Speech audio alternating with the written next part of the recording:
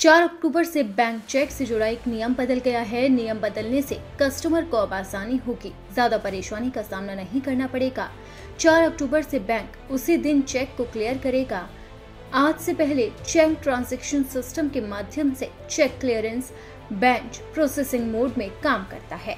Bank ने घोषणा की है कि 4 अक्टूबर से जमा किए गए चेक उसी वर्किंग डे में कुछ घंटों के अंदर क्लियर हो जाएंगे।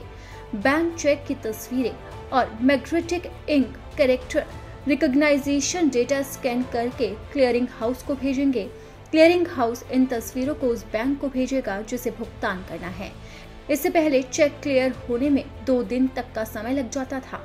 अगस्त में भारतीय रिजर्व बैंक ने फास्टर चेक क्लियरेंस मैकेनिज्म शुरू किया, जिसका उद्देश्य चेक क्लियर करने के समय को 2 कार्य दिवसों से घटाकर कुछ घंटों तक सीमित करना था। आरबीआई ने कहा था कि सीटीएस को 2 चरणों में निरंतर समाशोधन और प्राप्ति पर निपटान में बदलने का फैसला लिया गया। पहला चरण 4 अक्टूबर 2025 को और दूसरा चरण 3 जनवरी 2026 को लागू किया जा रहा है।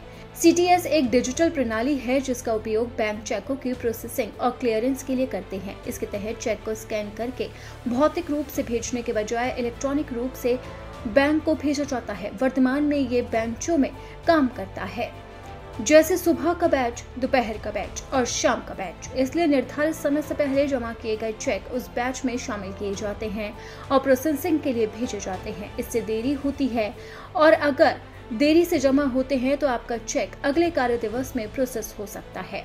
वहीं आपको बताते हैं कि जो आरबीआई ने अपना रूल बदला है उसके अब क्या फायदे होंगे। चेक का पैसा 2 दिन के बजाय कुछ ही घंटों में हो जाएगा। चेक क्लियर की गति पूरे देश में एक समान होगी। बैंक प्रणाली की दक्षता में सुधार, सरल और पारदर्शी प्रणाली होगी। व्यवसायों और व्यापारियों के लिए त्वरित भुगतान प्रक्रिया शुरू होगी। यह पूरे देश में लागू होगा। नए नियम आरबीआई के 3 क्लियरिंग ग्रिड दिल्ली, मुंबई और चेन्नई के अंतर्गत आने वाले सभी बैंकों पर लागू होंगे, जो भारत के सभी बैंकों को कवर करते हैं। कई बैंकों ने पहले ही नई व्यवस्था का पालन करना शुरू कर दिया।